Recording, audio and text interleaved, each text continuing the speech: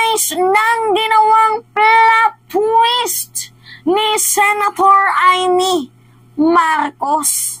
Talaga nga naman, napunta lahat ng utak dito sa baba. Wala. Talagang panahon ng mga mangga ngayon, guys. Wala talaga tayong magagawa. So, ngayon nga po, guys, grabe ang pagtataksil na ginawa ni Senator Amy Marcos dito sa ating bayan. Well, matatawag ko nga itong parang betrayal of public trust. So, ano yung ginawa niya, guys? Tinawag niya tayong OA. Tinawag niyang exaggerated ang ating reaksyon ukol dito sa ginawang secret deal na inamin ni Harry Roque na gentleman's agreement ni former President Duterte dito sa China. Tayo pa yung may mali, guys. Ang OA daw natin. Ang exaggerated daw po natin. Yan po yung paglalarawan sa atin ni Senator Amy Marcos. O ngayon, basahin muna natin to OA naman ang reaction nila. Senator Amy Marcos says she sees nothing irregular with former President Rodrigo Duterte's gentleman's agreement with Chinese President Xi Jinping supposedly to maintain the status quo in the West Philippine Sea when he was in office. Ang lala, grabe guys, ng plot twist ni Senator Amy Marcos. Kala ko nga guys, nung nabalitaan niya tong secret deal na to, magre-react siya.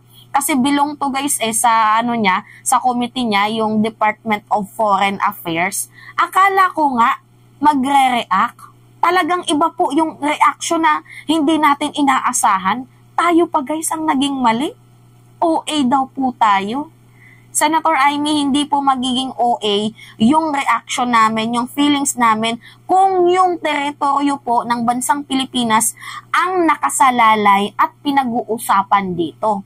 Lalo pat wina-water cannon tayo, fino-floating barriers tayo, dine-dangerous maneuvers tayo, binabangga ang Philippine Coast Guard vessels natin, hini-helicopter tayo, hindi po magiging OA ang reaksyon namin kung ipinagtatanggol namin ang sarili naming bayan. 'Di ba kasi kung wala naman po talaga guys, yung secret deal na commitment ni former President Rodrigo Roa Duterte, hindi po sana mangyayari ang lahat ng ito. So parang uma-agree yata si Senator Amy Marcos sa pinapalakad or impeachment na ginagawa sa kanyang kapatid. Talaga nga naman kakasimula pa lang ng April, niliteral na April Fools talaga yung ginawa ni Babalina. Talagang lahat ng ng sustansya, enerhiya na dapat dito sa utak na pupunta, nilagay niya dito sa kanyang baba. 'Di ba? Pabotox mo rin sana yung utak mo, hindi lang yung puro mukha pati baba. Utak din, binobotox. Senator Amy Marcos, 'di ba? You are a legislator, senator ka. Boses ka ng mamamayang Pilipino. Hindi ka naman inilik dyan sa pwesto mo na yan, hindi ka nilagay ng taong bayan sa pwesto mo na yan para ipagtanggol ang mga Duterte or para maging defenders ni Kibuloy at ng mga Duterte. Nilagay ka ng taong bayan dahil may tiwala sa'yo.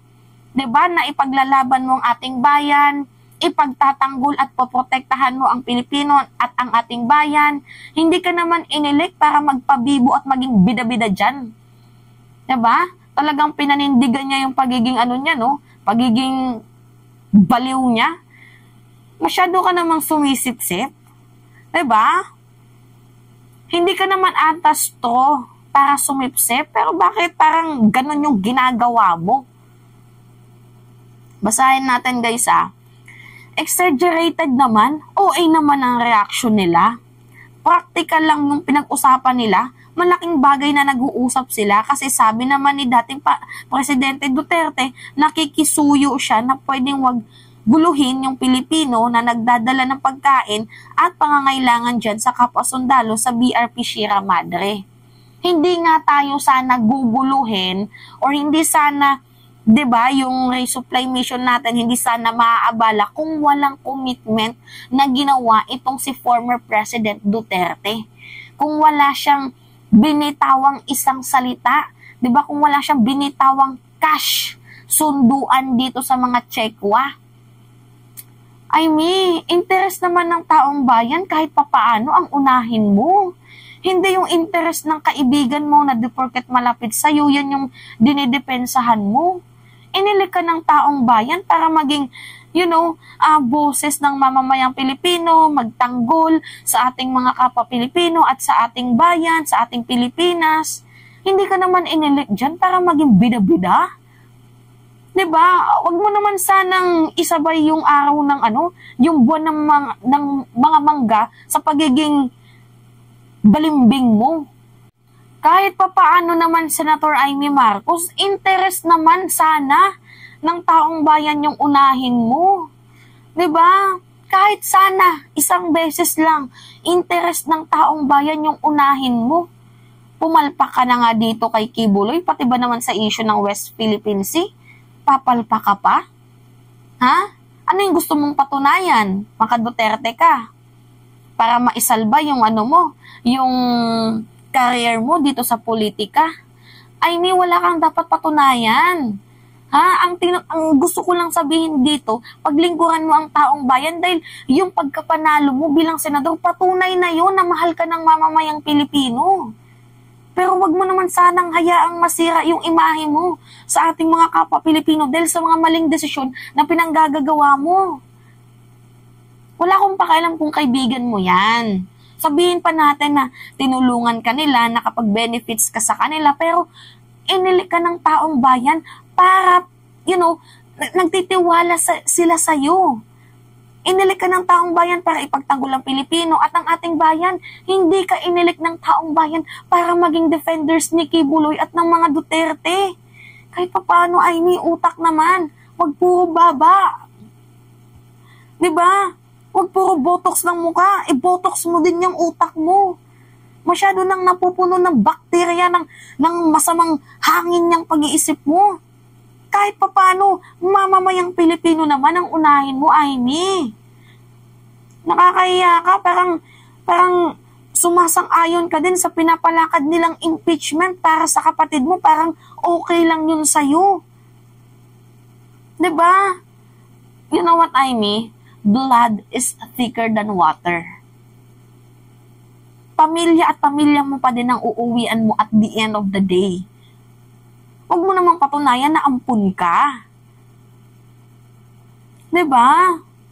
Guys, isipin nyo na lang na yung moves na ginagawa ni Senator Amy, kung sa tingin lang natin is naghahanap siya ng boto, masalba yung kanyang political career, napaka-dangerous ng ginagawa mo, Senator Amy.